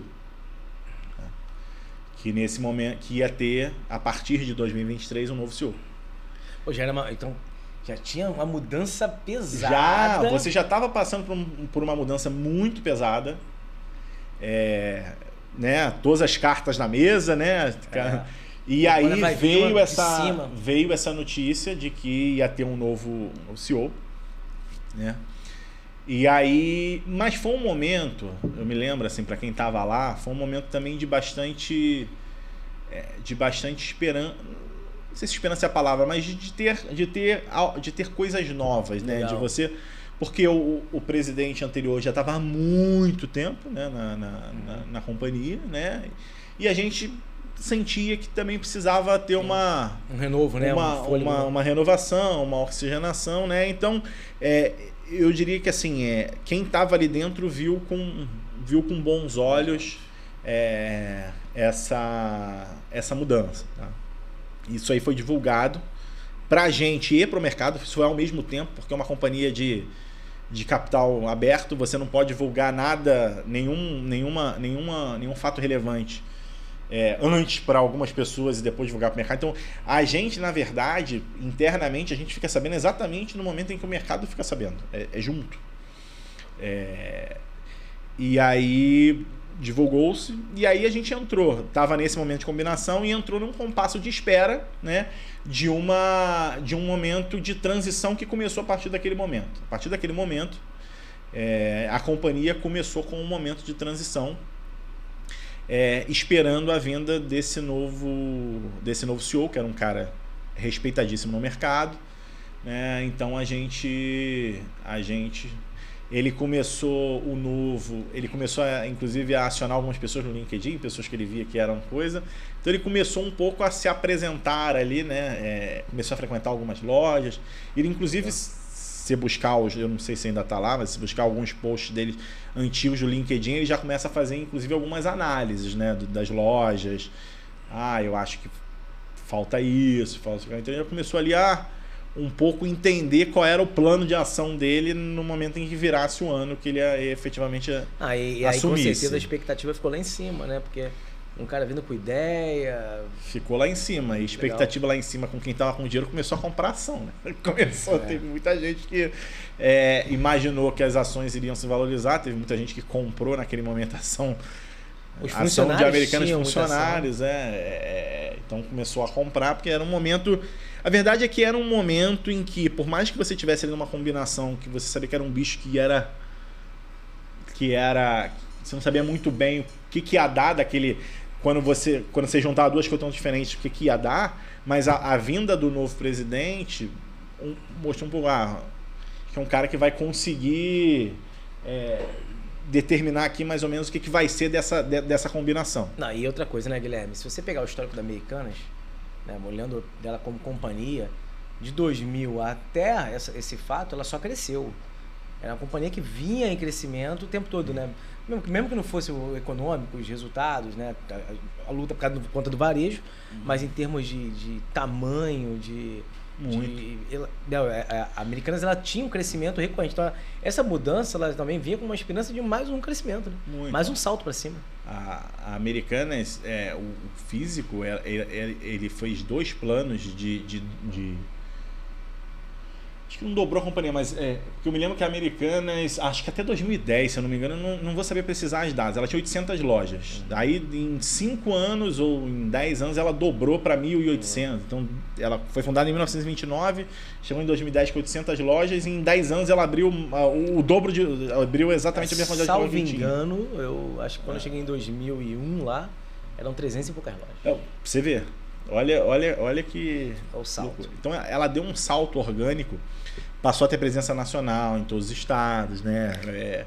Então ela fez um crescimento orgânico nessa década de 2000 muito forte. Tá? E eu volto a dizer, o negócio físico era um negócio extremamente resiliente, em que, em que operava bem blindado, que você tinha ali realmente uma liquidez boa. Tá? E aí quando você olha para o digital já é uma coisa um pouco diferente. Né? Quando você olha para o digital já é um negócio mais apertado. Então eu tô falando que quando a gente olha Americanas hoje, nas palavras do novo CEO, e falar Americanas voltou a ser tudo que eu consigo levar debaixo do braço, é exatamente isso. É remontar as origens daquilo que efetivamente fazia e cunhou o termo Americanas para as pessoas, né? Como consumidores. Então é bem latente essa coisa do vou voltar a vender aquilo que não liga na tomada. Que eu tenho certeza que isso aí vai... Que aí você vai ganhar de novo o jogo, você vai voltar... Zero dúvida. Zero Legal. dúvida. Se você realmente... É o que aconteceu, né? Praticamente o digital hoje acho que não vende mais, talvez venda só através de marketplace. Acho que descontinuou, não sei se vende ainda telefone celular, não sei, mas assim, encurtou para voltar às origens do físico e ganhar e voltar a ser... Voltar a ganhar o jogo, né? Voltar a ganhar o jogo, né? E isso é uma coisa importante você ver, depois a gente pode até falar um pouco sobre isso, em todos os recentes divulgação de resultado de varejista aí, Magazine fala muito isso, Casas Bahia, né? Você vê um movimento de margem. Você não vê mais aquele movimento de venda a qualquer custo. Você não vê o Fred Trajano falou o tempo inteiro isso. A gente vai defender rentabilidade, a gente não vai mais fazer venda a qualquer custo. Que foi uma das coisas que quando você olha pro digital, que eu acho que lógico que não responde sobre o que aconteceu, mas tem um molho aí. Tem um molho aí, né? Os varejos que estão indo bem hoje acabam trabalhando bastante. Você hoje vê muito mais uma coisa de quando o cara vai para esse mercado de como Magazine, é um cara que hoje está procurando defender muito mais a rentabilidade do que aquela venda a qualquer custo que existiu durante aquela época, que é um negócio que a gente sabe que não para mais de pé, né? Certo. Você tem um grande player que é o Mercado Livre, que realmente nada em outro berço, e você tem ali no outro grupo ali esses players menores, né? Eu acho que durante muito tempo essa tentativa aqui do braço digital de ser, acho que não o Mercado Livre, mas de ser o segundo player mais importante, eu acho que isso é um negócio que quem vai entrar nesse mercado fala também, bastante sobre não sobre o que aconteceu, mas dá um olho em relação a esses assuntos. Quem vai entrar nesse mercado também de varejo tem uma tendência aí ao TikTok. Estamos falando muito disso na última feira lá em Nova York. Então a briga do Mercado Livre deve ser com o TikTok, né? Então é um outro mercado. É um outro mercado, exatamente. É uma outra briga, que essa briga do digital tá falando que é uma briga que não vale para esse varejo, né? Esquece, vale, assim. Quando você... O que eu acho que, olhando assim agora, que eu remonto lá ao tempo em que existiam as duas companhias e que a gente podia talvez ter feito melhor, não sei, a gente podia ter usado melhor a força do físico, né? A presença nacional para impulsionar o negócio digital, talvez. Então, por exemplo, a entrada pelo digital para você comprar produtos de recorrência, né? Por exemplo, comprar chocolate, tudo com entrega em casa em pouco tempo. Então, você colocar nesse universo aqui Sim. e você usar a presença do físico, de proximidade, Perfeito. para impulsionar o digital naquilo daquilo que dá dinheiro no final do dia. Eu acho que isso a gente fez mal naquela época, porque por mais que existia essa coisa de entrega, de proximidade, é um negócio que a gente não fazia bem, não era, a gente não conseguiu criar um negócio em cima disso. Mas a pandemia que potencializou isso, né? Mas Aí que existia, depois, que depois a gente podia ter surfado uma onda, Perfeito. uma onda disso que não foi, que né? não foi. O foco era outro. Verdade. E aí voltando, entrou um novo presidente, ele, né, já teve, e aí ele assumiu acho que dia 2 ou dia 3 de janeiro de 2023, né? E aí acho que 5 dias depois ele marcou uma apresentação formal para a companhia em que ele ia se apresentar, e ali ele já ia falar um pouco sobre os planos dele, né, para a companhia. Nesse momento a empresa está rodando normalmente. Ou seja, normalmente. tem um presidente, normalmente. a Você tá esperança passando, está lá em cima. a esperança está lá em cima, vai ter mudar, novidade, vambora. muita coisa vai mudar. Um cara que vem com uma outra cabeça. A direção antiga já tinha muito tempo, então você tem uma oxigenação. E era um momento exatamente em que a gente estava. Era um momento de, vamos dizer, de esperança aí de vir. E a companhia continuava operando normalmente, no meio de uma combinação, né, no meio dessa confusão. Perfeito. E a companhia continuava operando normalmente, né? Lógico que você já via, ele já fazia algumas reuniões e tudo, mas que, beleza, ele assumiu efetivamente a partir desse dia. E aí ele teve essa vídeo, né? Foi lá na sede, as pessoas que estavam na sede foram para essa sala, né? E acho que todas as outras entraram de videoconferência. Certo. Isso é um negócio também que era interessante, assim, a gente tinha um poder de videoconferência gigante. A qualquer momento a gente plugava todas as lojas da companhia, assim, num negócio muito veloz, assim, um negócio que a gente sempre fez bem também, foi esse negócio de videoconferência, de plugar loja, de botar loja. Era um negócio assim, a gente sempre fez isso bem. Aí beleza, botou todas as lojas, aí ele começou. Se apresentou, falou de onde ele estava vindo e tudo, do que ele imaginava. Aí o discurso dele foi um discurso, mais uma vez, de muita rentabilidade. Uma das primeiras ações que a gente fez quando ele entrou, ele pediu já para a gente fazer um grande estudo de onde é que a gente podia, produtos que a gente podia aumentar um pouquinho, que a gente podia outro. Ele veio com essa cabeça, ele veio com essa cabeça, tá?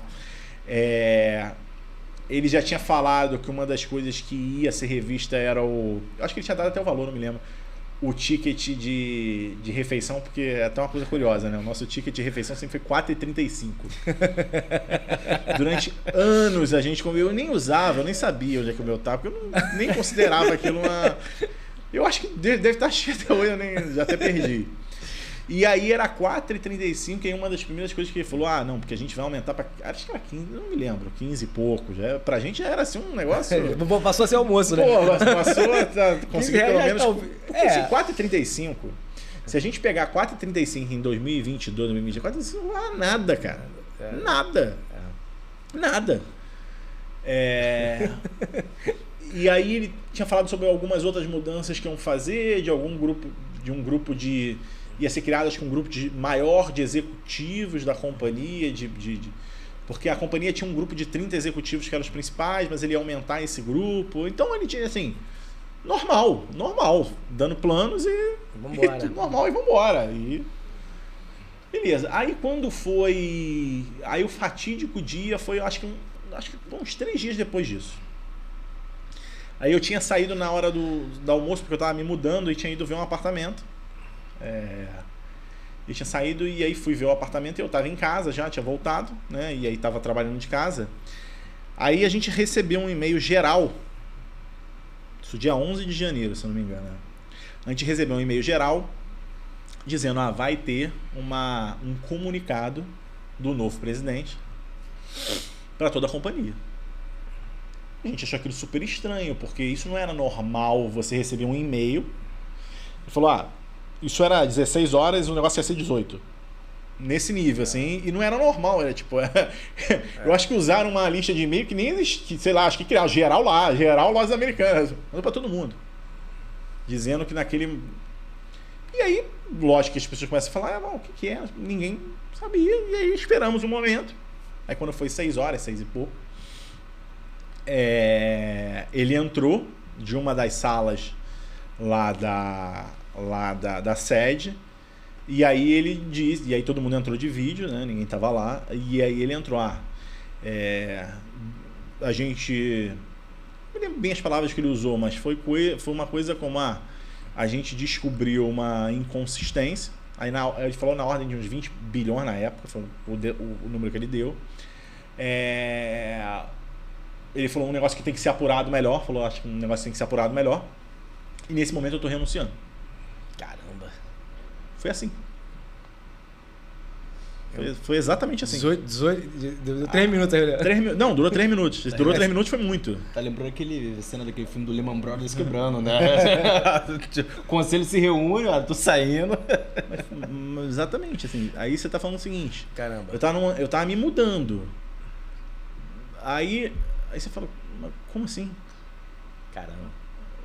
Eu tô aqui há 12 anos eu tô aqui há 12 anos na companhia. Minha carreira inteira tá aqui na companhia. Minha carreira e meu pé de meia. Né? Minha confiança. Porque isso era uma coisa, assim, como é que era como é que os bônus, né? Você tinha lá os bônus que eram distribuídos todo ano, né? Aí o bônus era uma coisa engraçada. O bônus, assim, ele quando tinha distribuição de bônus, teu chefe chegava assim pra você com um papel escrito assim os nomes, né? Ele tinha um papel assim de pão. Aí o valor. Aí ele tinha aquilo de maneira, pegava ali, aí sentava com você, você, o negócio era até meio eu pensei até que era um negócio meio proibido, aí falava, aí te dava um feedback, ele, diante disso, seu valor de bônus é X. Dava lá. E existia. Isso era um negócio que quem vivenciou lá sabe que era. Não existia uma coisa declarada de você pegar o seu bônus e converter em ação, mas era de bom tom que você fizesse isso, né? Você não era obrigado, a ideia era mas era de bom tom. Faz parte você investir naquilo que você acredita. Então, era de bom tom. Então você tinha lá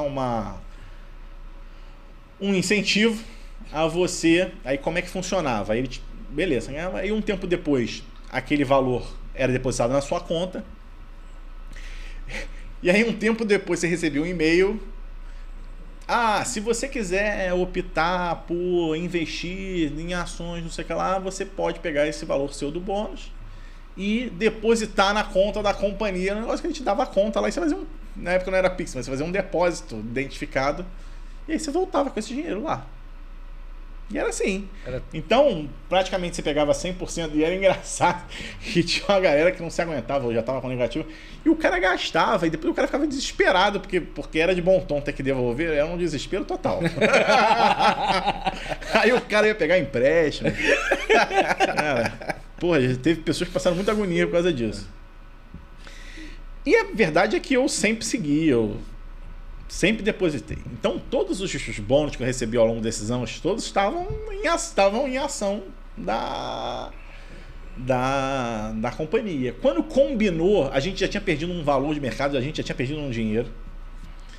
Vocês estão me perdendo, então vocês... E aí, quando ele falou isso, então, no dia seguinte, acabou.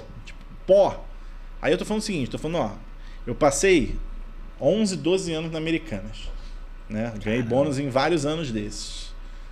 Tudo que eu ganhei se reduziu a pó no momento em que aquele cara, no momento em que o novo presidente, durante 3 minutos, falou que ele estava renunciando. Mas gente, é tão simples quanto isso. Tem um negócio que é até curioso, tá no Twitter agora, um trend que Twitter, né? Agora é X, né? Que as pessoas vão falar, qual foi o seu maior momento individual? Um negócio desse, assim. Cara, o meu foi isso, cara. Eu curto. Durante 3 minutos, 3 minutos eu ruiu. assisti a uma declaração do cara, tipo, pegando toda a minha vida durante 12 anos e falando assim, isso aqui não existiu, isso aqui é isso. Caramba. É tão simples quanto isso. E por isso que eu tô falando isso porque quando se falou muito sobre a Americanas, o Home e tudo, como não era, como lógico, assim, se explorou muito a questão do fato em si, mas se falou muito pouco sobre quem estava lá, Sim. que não tinha nada a ver com isso e que construiu uma carreira inteira lá dentro.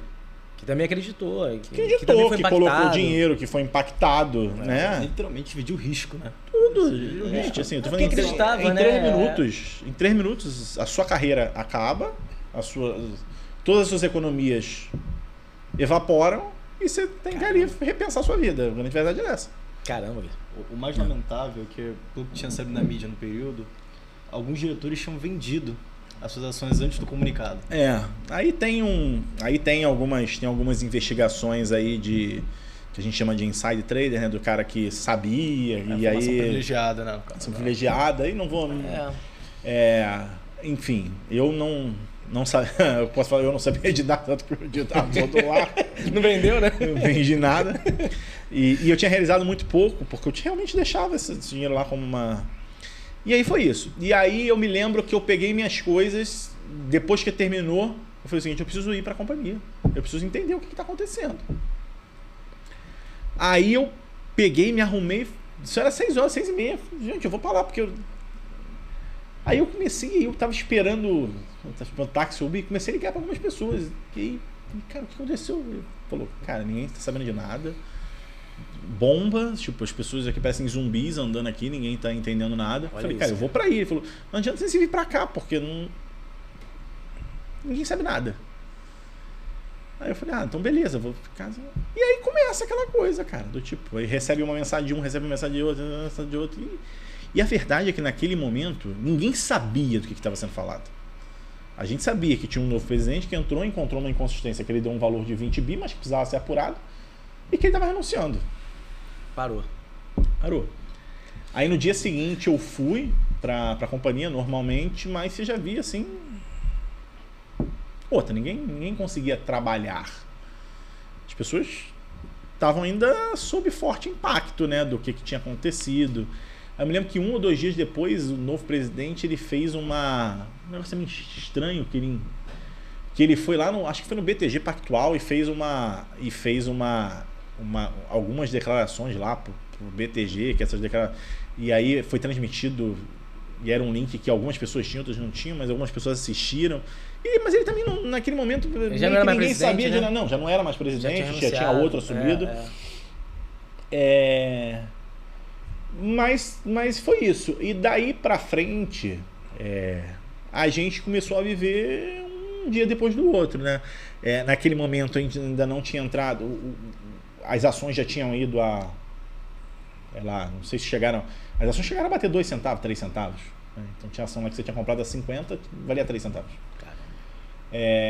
E aí naquele momento, e aí a gente passou a viver um dia depois do outro. O pessoal que os principais executivos, né, que era o CEO do braço físico, o CEO do braço digital, né, e o CEO do universo, né, que já tinha saído, na verdade, né, e aí sumiram. A gente não saíram do dia a dia da companhia. Também já não era o presidente, né? E aí passou a ser durante um tempo era uma companhia assim que viveu um dia depois do outro. Aí focou muito no aspecto da solvência, né? Porque você começou a ter os bancos começaram a ameaçar cobrar, trazer a dívida, né, a tempo presente e cobrar. E aí você começou a ter um movimento em que a companhia, na verdade, começou a trabalhar para a solvência, para não quebrar. Pouco tempo depois veio a recuperação judicial em si, que foi um instrumento que foi usado para você conseguir ganhar um tempo, né, né, para você conseguir voltar a operar. Mas foi isso. E aí muda um pouco do negócio, né? Porque você passa a ter que comprar a valor à vista, assim, muda um pouco dos... Então é uma companhia que durante algum tempo, assim, ela passou a ter um movimento assim meio que inercial. Precisava manter as lojas funcionando e tudo, mas o digital já experimentou uma queda de venda absurda, porque eu acho que os clientes perderam a confiança, né? E a verdade é essa, assim, a verdade é que a gente vivia assim um dia depois do outro. A verdade Quanto tempo essa. tu passou lá depois desse anúncio? Eu fiquei 5 ou 6 meses. Caramba, bastante tempo. E aí teve uma primeira leva de diretores que saíram, depois outros saíram.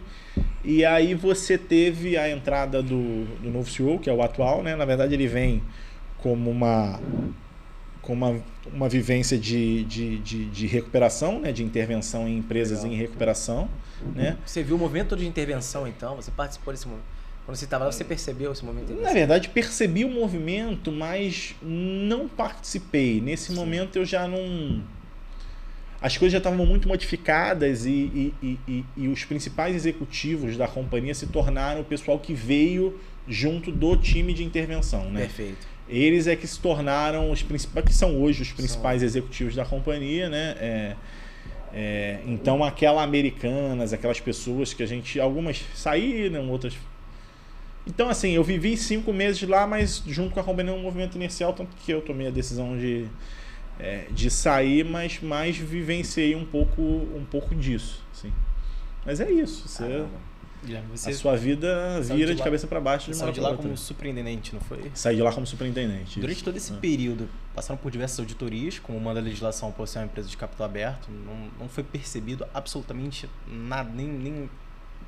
Isso aí, na verdade, as investigações que vão determinar, né? Era uma empresa de capital aberto, tinha auditorias recorrentes, agora tinha auditoria interna, tinha... Sim.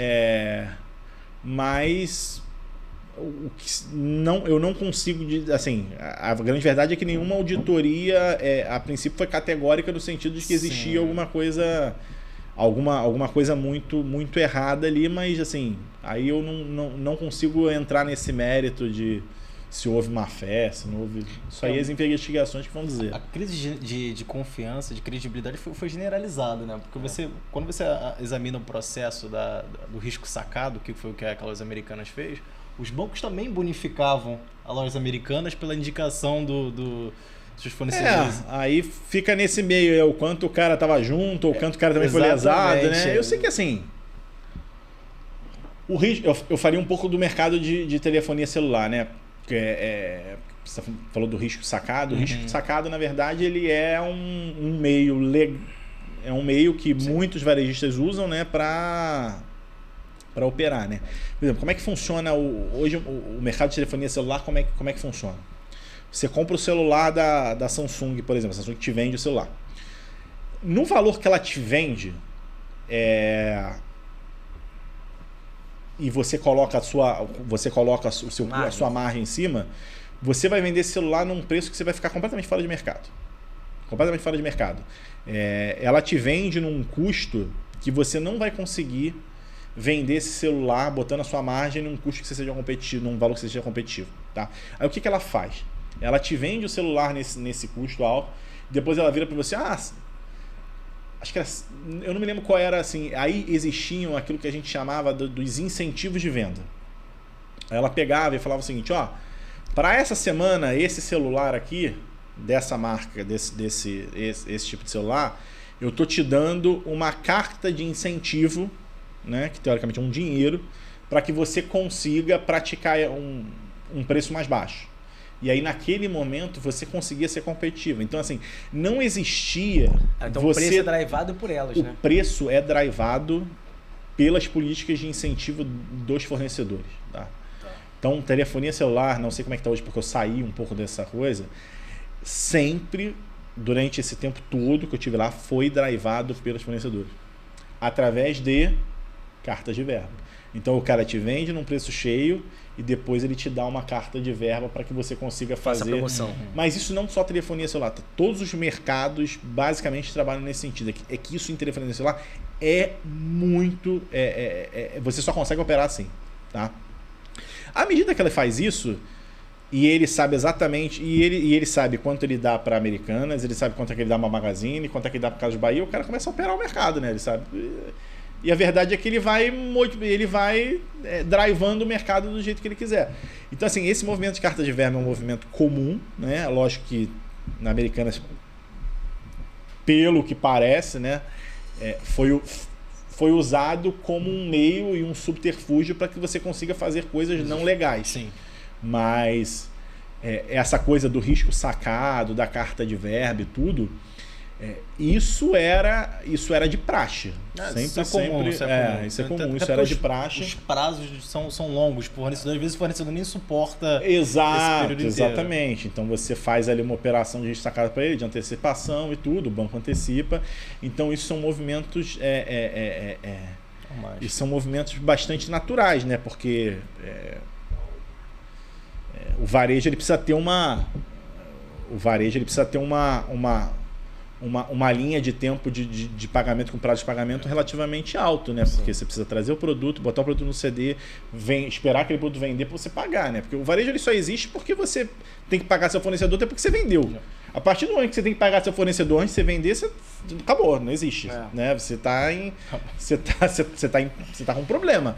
O varejo ele só existe porque você tem uma equação de tempo em que você vende e você paga o fornecedor depois que você vendeu. Se você começar essa equação aqui e não dar mais certo, o varejo acabou, porque não. Entendeu? Entendi, é verdade. Se você está sem venda, é só caixa, né? Você vai começar a usar o teu caixa e isso. Não tem como. Isso, não faz sentido. Você tem que vender para você pagar depois. Então, o prazo de pagamento ele é um elemento fundamental dessa equação. Se o prazo de pagamento começar a vencer antes de você vender, e por isso que a logística é importante, a velocidade de venda, exatamente para você conseguir fechar essa equação. Guilherme, nesse momento, muitos profissionais bons, capacitados, foram para o mercado, né? Muita gente saiu, né? Muita gente saiu, tem muita gente aí no mercado, tem gente que já conseguiu se recolocar, mas claro, tem bastante gente que ainda está em busca de recolocação, né? E quer queira, quer não, você que tem um histórico de americano, você acaba tendo tem um selinho ali do tipo, né? Passei na Americana e tal. Mas essa preocupação, ela deveria acontecer? É real? Não, lógico que não. Até pelo tudo que eu estou falando aqui, era uma companhia feita por pessoas extraordinárias, né? Que faziam muitas coisas extraordinárias, né? E existia um grupo ali que usou de subterfúgio para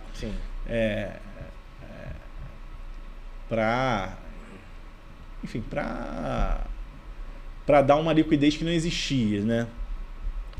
Mas a turma Mas existia uma... A gente está falando... A Americana tinha, não sei, 45 mil funcionários.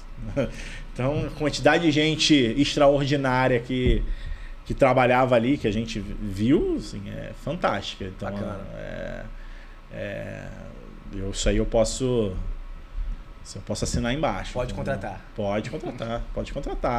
E principalmente que são pessoas criativas, né? Porque sempre como teve que fazer com pouco, né? Então geralmente eram pessoas que... E de uma gana, assim, quando a gente pega lembrando agora de alguns eventos que a gente faz, Red Friday, né? Que o Black Friday da Americana do Físico chamava Red Friday, né? O Black Friday hoje no Brasil, o tamanho que já foi maior, né? Hoje está menor. Americanas, né? Americanas que popularizou esse evento no Brasil. É até um fato engraçado. Eu me lembro que esse negócio começou pequeno aqui no Brasil em 2014 ou 2015. Nessa época eu cuidava também da parte de sistema transacional.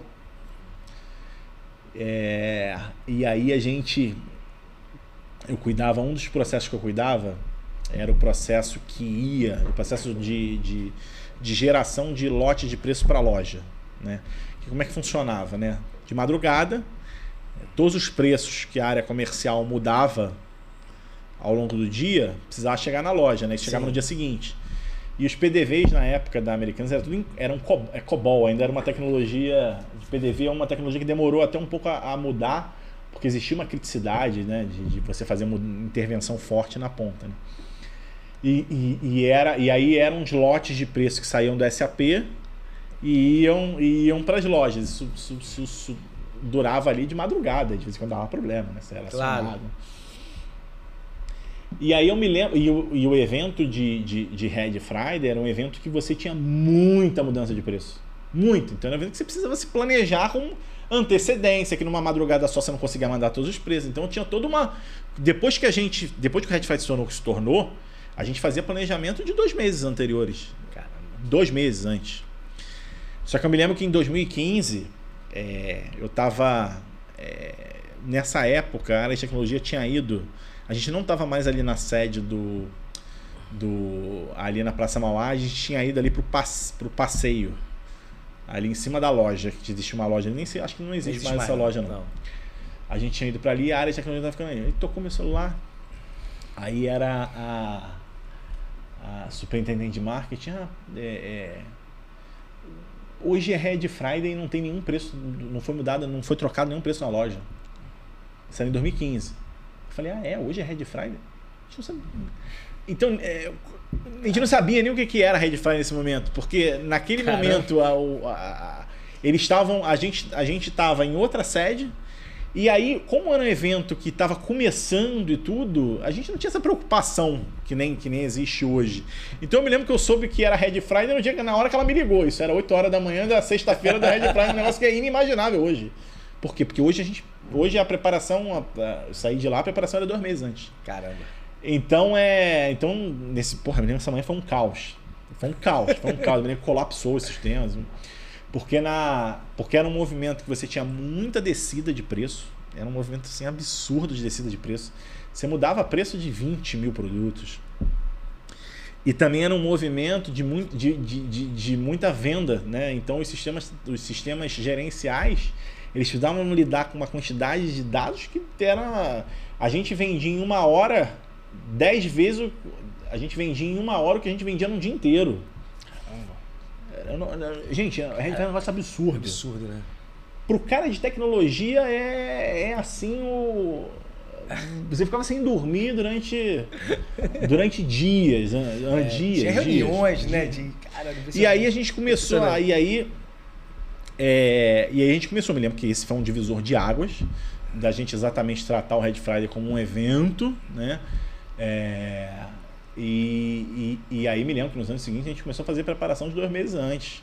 A gente começava a mandar preço para a loja 2 semanas antes, já começava a liberar preço. Então tinha todo um escalonamento que a gente combinava com a área comercial, tipo, departamento tal tem que alterar seus preços até dia tal. A gente já mandava os lotes de preço para a loja, ficava lá esperando para o dia virar. Eu me lembro que assim, era um envolvimento de muitas e muitas pessoas, assim. E eu me lembro, assim, Red Friday, eu me lembro de 1 semana ficar lá praticamente sem dormir. Ir para a sede da companhia e ficar lá nas madrugadas, junto com o pessoal de operação, mandando preço para a loja. O pessoal que cuidava dos sistemas de PDV em si. Aí tinha as lojas que abriam meia-noite, então você precisava fechar o dia anterior, abrir o dia seguinte. Tinha todo um script de operação. Se você errasse aquilo dali, você não conseguia abrir o PDV. E o pessoal todo de tecnologia se juntava naquelas semanas, dormia dentro da companhia para conseguir virar um evento. Eu estou falando dessas pessoas que faziam esse tipo de coisa. Hoje você que é um gestor de varejo, cara, contrate um ex-Americanas tranquilo, que tu vai ter tranquilo, profissional o pessoal, top. Nossa, matava muito no peito. Que legal. Muito. E era feliz, cara. A gente era muito... Teve um amigo que trabalhou com a gente que mandou um vídeo, inclusive, por tempo atrás mandou para mim, exatamente desses momentos da gente reunido de madrugada, fazendo o Red Friday. E aí ele mandou embaixo, falou, o que fizeram com a nossa companhia? Que essa era a Americanas, entendeu? Essa era a Americanas que eu vivi, era essa Americanas. Legal.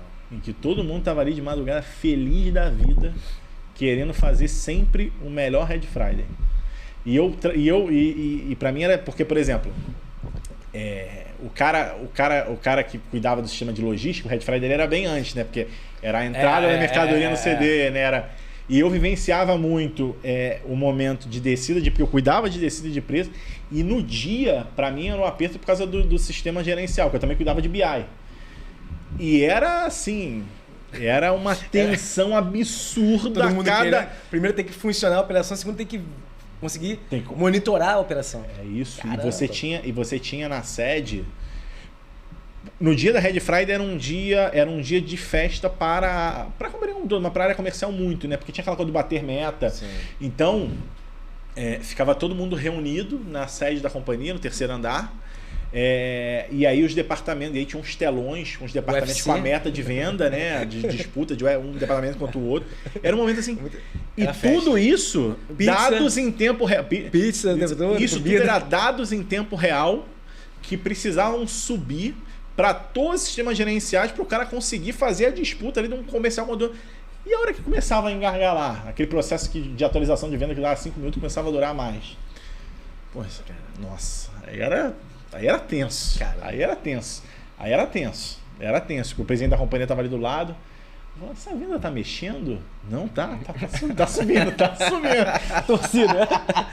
Era muito tenso. Um dos motivos da gente ter, inclusive, reformulado todo o back-end do Flash, que era esse sistema gerencial, que subia a venda em tempo real, foi para aguentar o movimento da Red Friday, porque o sistema muitas vezes colapsava. Porque você vendia em 1 hora Um dia. o que você vendia num dia normal, em 1 hora. Era um negócio absurdo, absurdo. Era uma porrada, assim, que era um negócio absurdo. Caramba. E aí eu vivi aquela tensão, assim, né? Nossa, passei muitos momentos de tensão, assim, subida de venda durante evento, assim, era tenso. Era tenso. Eu consigo imaginar o brilhantismo no trabalho de vocês, até porque no mercado financeiro tem muito aquele pensamento de que varejo nasceu para quebrar, né? E conseguir conectar isso tudo, conectar ciclos de pagamento, de caixa, é muito complexo. Queria entender um pouco melhor como vocês conseguiram amarrar tudo isso, além de conciliar com a taxa de juros e a economia no Brasil, que é muito sensível. A gente sabe que, subir um pouquinho a taxa de juros ou cair um pouco o desemprego, o cara não vai mais comprar, vai gastar dinheiro com doce, não vai gastar dinheiro com eletrodoméstico, ele vai segurar para poupar. Como é que você você conseguiu identificar e ter essa sensibilidade para conseguir cuidar do negócio e manter ele rentável? Você começou falando tem até uma coisa, eu acho varejo complexo, não acho, concordo exatamente com você, porque o varejo aí teve uma figura uma vez que falou durante uma reunião lá, falou, o varejo não tem nada de complexo, o varejo é simples, basta você comprar você tem que ter o produto certo, na loja certa, na quantidade certa, no preço certo. Mas assim, o varejo, na verdade, ele é essa equação. No fundo, ele é essa equação, né? É o produto certo, na quantidade certa, no preço certo, no tempo certo. Se você fizer isso aqui bem, acabou. Você faz tudo. Só que mas se fizer alguma coisa errada, cada vertical dessa aqui tem uma construção extremamente complexa, né? Então você fala, produto certo, tem toda uma expertise ali né, dos compradores, né, de escolher qual é os melhores produtos, né? E você tinha produtos na Americanas, que foram um pouco de chocolate, até hoje acho que o maior não é em venda, mas assim, em termos de rentabilidade, sem dúvida nenhuma, evento que a Americanas tem, é um evento extremamente resiliente, é a Páscoa. A Páscoa é um evento sem limites. É um negócio impressionante. A gente imaginava. Sem limites. É sem limites. Você cresce 2 dígitos, não sei como é que tá hoje, mas cresce 2 dígitos assim, ano após ano. É um negócio impressionante. Assim, quando fala a maior Páscoa do mundo, até acho que não pode mais usar esses nomes, porque acho que não conseguiram provar que é a maior Páscoa do mundo, não tenho nenhuma dúvida que é a maior Páscoa do mundo. É um negócio assim impressionante. E a gente volta na questão da elasticidade do preço. A gente está falando de um produto que é caro, quando a gente compara a renda média Brasil, né? Isso é uma coisa muito curiosa. Durante um tempo teve um movimento, quer dizer que não é um movimento, ainda existe, né? Você consegue com o preço que você paga hoje no ovo, você compra, sei lá, 15 caixas, não sei, né? Durante um tempo Mas é um negócio que eu não sei, as pessoas têm um carinho com ovo de Páscoa, com dar ovo de Páscoa, que é um negócio que eu acho que ainda remete muito a essa questão do cuidado com a família, do simbolismo cuidado com as pessoas. ainda, né? Tem um simbolismo muito importante, assim. A Páscoa, ela é o maior evento, assim, e é um evento, quando eu falo, é um evento resiliente, assim, impressionante como é um evento resiliente. Diferente do Natal. O Natal sempre foi uma outra... A American sempre foi uma empresa de eventos, né? Sim. O Natal sempre foi também um evento importante, mas o Natal, ele perdeu muito da... O Red Friday, o Black Friday, eles acabaram matando o Natal. Porque você começou a antecipar para o momento, para última sexta-feira ali de novembro, uma compra que era uma compra de Natal. Sim. Então o Natal ele perdeu muita força no momento em que o Black e o Red cresceram muito. Então o Natal hoje não é um evento tão forte, tá? E eles deram lugar, tanto que hoje muitos varejistas, eles inclusive buscam repensar o Black, o coisa, porque é um evento que não se sustenta muito, porque é um evento que você vende muito, mas a margem é muito baixa. E você acaba matando um Natal com um evento de margem mais alta. Então, essa equação aqui da Black e do Natal é uma equação difícil de fechar. Diferente da Páscoa, é um negócio absurdo. Então, é um negócio louco, assim, um negócio maluco. E você falou assim da taxa de juros e tudo aí, eu acho que isso é um ponto assim. O varejo ele é um negócio difícil, porque cada vertical dessa equação aqui, falar é simples, mas operar é difícil. Você tem, lógico, toda uma conjuntura econômica, né? Que é quando a gente fala como é o varejo para esse ano. A gente acho que no início desse ano a gente começou a ver algumas medidas do governo, né? O governo acho que agora realmente resolveu entrar na questão da reeleição, né? Então você vê aí o governo ele tá injetando dinheiro na economia através do saque do FGTS, né? O coisa, e agora a diminuição do imposto de importado para alguns produtos, né? A gente tem que ver como é que se isso vai levar. Tem gente que diz que isso vai levar a uma nova inflação, né? Ou não. Mas a grande verdade é que eu acho que, na verdade, o governo atual, agora, efetivamente, no início desse ano, ele vai se voltar à questão da reeleição do ano que vem. Então, os movimentos que o governo vai fazer, e é um governo, quer queira, quer não, um governo em que ele tem uma bandeira mais populista, né? Então ele vai usar de alguns instrumentos justamente para tentar injetar dinheiro na economia para melhorar a expansão fiscal, a questão do poder de compra das pessoas, e isso pode ser benéfico para o varejo no primeiro momento e talvez depois não, mas a grande verdade é que as coisas são muito caras, né? Você vai no mercado hoje, assim, os preços estão exorbitantes, tem linha que está exorbitante, né? Então eu acho que esses movimentos do governo no momento de eleição, porque a gente agora parece que a gente vai viver um movimento de reeleição, né? Tem que ver quais vão ser os passos do PT na questão porque o varejo ele vai a reboque disso tudo, né? Dessa decisão. É o primeiro a ser afetado e o primeiro a subir também. Exato, ele é o primeiro. Então, se ele vai ter capacidade de aumentar o poder de compra das pessoas, ainda que as taxas de juros, ou se isso vai, na verdade, daqui a um pouco obrigar a taxa de juros a subir ainda mais, eu acho que esse ano vai ser um ano bastante determinante, e o ano que vem, que é o ano efetivo da reeleição, pra gente entender como é que vai ficar, como é que vão ficar os movimentos. Essa sensibilidade que é o desafio também, porque você faz todo um planejamento contando como um caminho do governo, o governo faz um ajuste ali, mudou tudo, tu acabou com o teu planejamento inteiro. Total. Guilherme, a gente vai ter mais uma reunião com ele aqui. Vai precisar. Guilherme, eu vou te convidar já pro próximo. Vamos lá. Tem muito assunto. Que faltou muita história, cara. Na verdade, eu nem imaginei. Voado aqui. Pra gente encerrar aqui, né? Até pra manter a nossa tradição. Primeiramente, agradeço, tá, Guilherme? Mas na consideração final, eu queria que você falasse um pouco o que você enxerga de futuro. Você que acabou que está falando um pouco aqui Uhum. do Drive, mas olhando para o dado e varejo, e já se aproveita já para poder encerrar a tua participação e agradecer. Falando sobre tecnologia, né? Eu acho que assim, inegavelmente a gente está vendo aí a emergência de um novo trend, que é a inteligência artificial, né? Que eu acho que vai guiar os próximos passos, né? Os próximos passos em termos de tecnologia. Praticamente a gente só fala hoje em dia de inteligência artificial, né? É o grande hype do momento, né? Eu acho que vai modificar a forma de trabalho das pessoas. Eu acho que isso vai ser importante.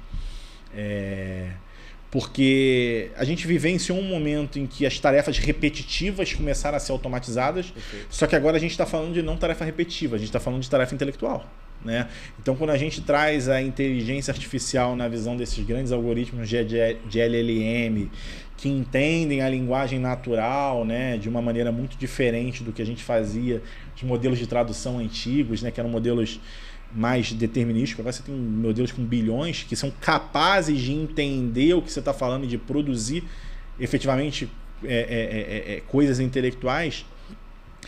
Eu acho que vão ter muitos processos que, na verdade, eles vão ser os grandes protagonistas, né?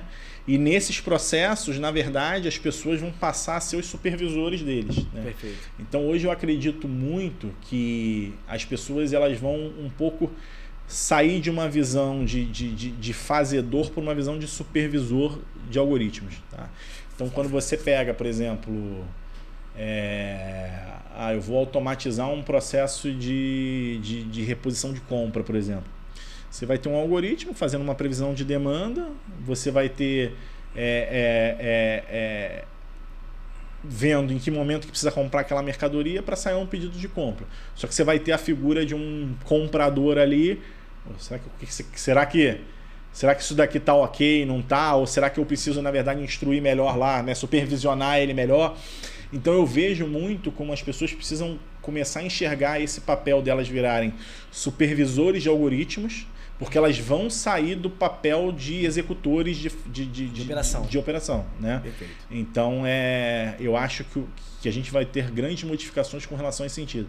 Eu acho que na medida em que as tarefas repetitivas estavam acontecendo, a gente já viu um pouco de RPA, Sim, desse tipo de coisa, só que agora a gente está falando de tarefas intelectuais, né? Então, e eu vejo muitas pessoas supervisionando um mundo que vai ser um mundo operado por corporações operadas basicamente por algoritmos. Perfeito. Que precisam ser governados, né? Guilherme, muito obrigado. Renan, agradeço também. Quer deixar Cara, tranquilo. Obrigado por essa reunião. Cara, foi muito enriquecedor. Aproveitar aqui o pessoal que estava com a gente, curte, né? Também compartilha, faz lá clica no sininho, se inscreve no canal para novos conteúdos. E mais uma vez, cara, muito obrigado, Guilherme Brandão. Beleza, obrigado a vocês aí, um prazer. Vamos ter uma próxima com certeza. Vamos, com certeza. Então, pessoal, isso é tudo e até a próxima. Obrigado, pessoal. Valeu.